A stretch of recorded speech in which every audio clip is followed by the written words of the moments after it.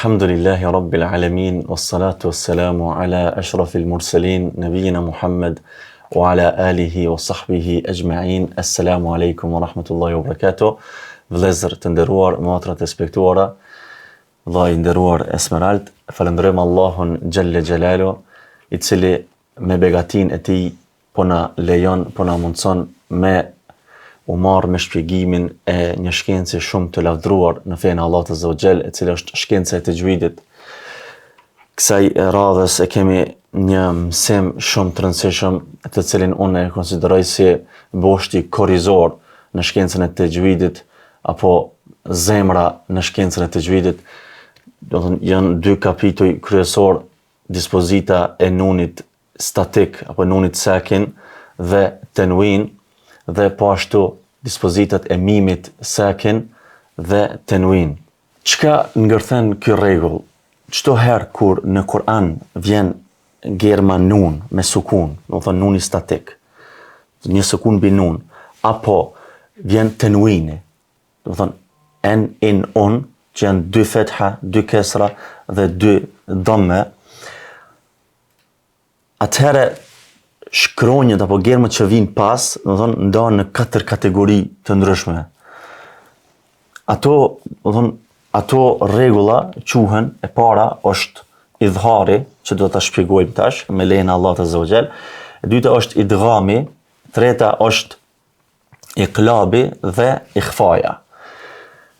Këtu pse te tenwini, sepse në tenwin na e ndëgjojmë një nun në fund, en, in, on. Për shembull, kur them kitabun, ajo nuk shkruhet, nuni nuk shkruhet, ama lexohet.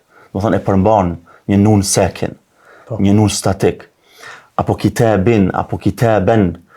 Prandaj, do thonë e merr një të dispozit. Rregulli i parë që do ta analizojmë është rregulli i idharit. Idhari është shqiptimi i germave të fytit.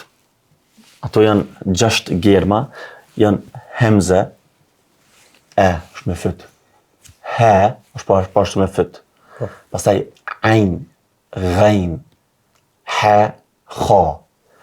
Këto germa kur vijnë pas nunit sakin apo pas tenwinit, atë duhet të shqiptohen, do të thonë duhet paqet të shqiptohen qartë. Prandaj edhe idhar, do të thonë gjuhësisht, do të thonë el bayan, do të thonë qartësi, diçka që është e dukshme, e qartë.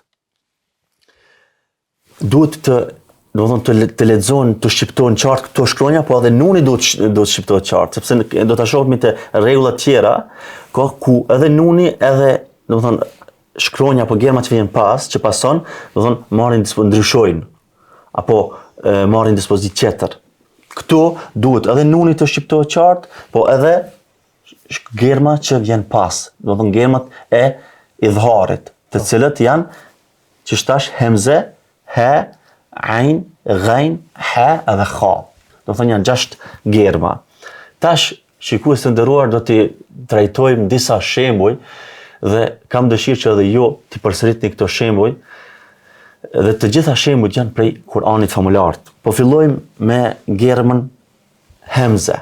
Më thonë kur vjene pas nunit sakin, po edhe ashtu kur vjene pas tenwinit. Pas tenwinit zakonisht vjen, natyrisht se vjen pas, më thonë, një fjale, nuk vjen në mes të fjalës. Sikur se që është me këtë nunin sakin, për shembull. Une e them fillimisht, e pastaj ti e përsërit. Pas meja. Tash këtu e shohmi jen e une. Pas nunit sakin ka ardh hemze me fetha. Do të thonë hemze është shkronjë po germ e idharit. Po. Prandaj edhe duhet të shqiptohet qartë, jen e une. Përsërite, jen e une. Jen e une. Men amene. Men amene. Do të thonë kjo shqiptohet qartë, men amene. Kullun amene. Kullun amene.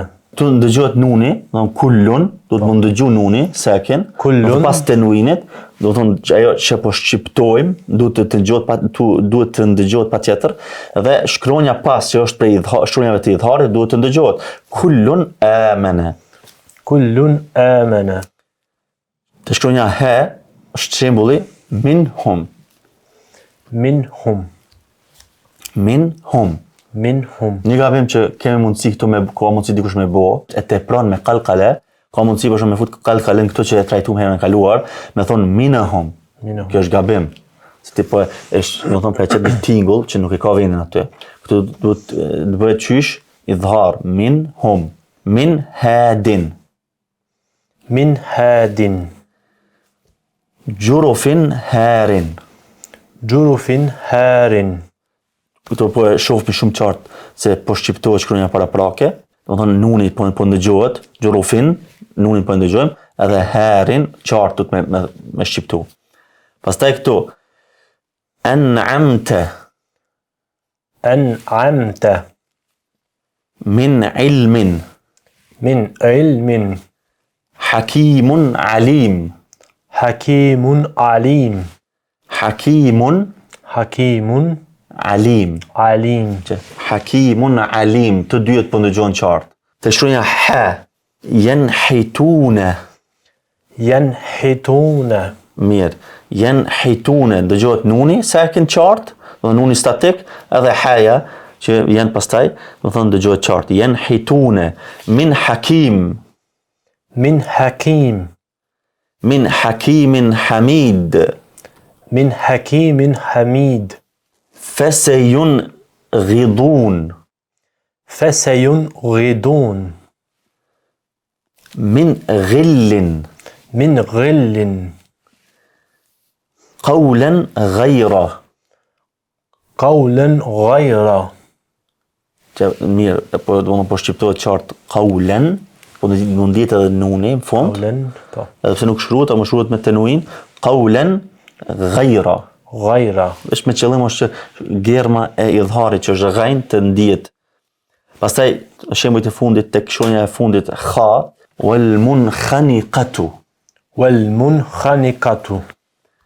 Min khairin. Min khairin. Alimun khabir. Alimun khabir. Po, këto ishin pra disa shembuj prej Kuranit famullar, ku duke qartë implementimi i këtij rregulli të idharit. Shkronjat të cilët vijnë pas nunit sakin dhe tenuinit që janë prej shkronja prej germave të fytit. Ky ishte pra shikues të nderuar idhari që ju këshilloj këto shembuj që i keni ndëgju që edhe ju t'i përsëritni edhe t'i shqiptoni ashtu qysh i keni ndëgju. Do të thonë t'i shqiptoni shumë qartë edhe dukshëm. Sepse kjo është idhari. Edhe në Kur'an, në vende tjera keni mundësi ta lypni dhe t'i gjeni këto shembuj me idhar.